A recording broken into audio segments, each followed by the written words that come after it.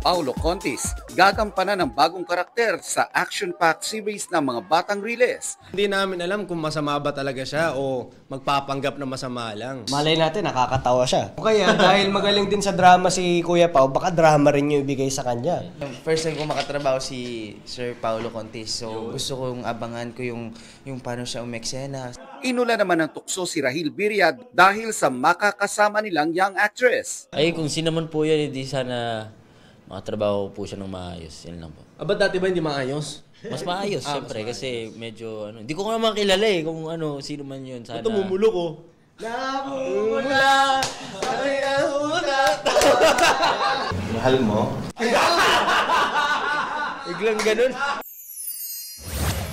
17-member na si Wuno mag-e-enlist na sa mandatory military service sa April 3.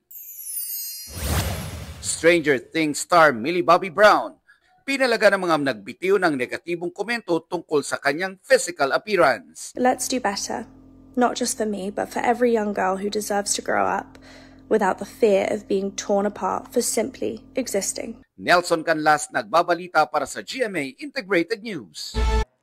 Huwag magpahuli sa mga balitang dapat niyong malaman. Mag-subscribe na sa GMA Integrated News sa YouTube.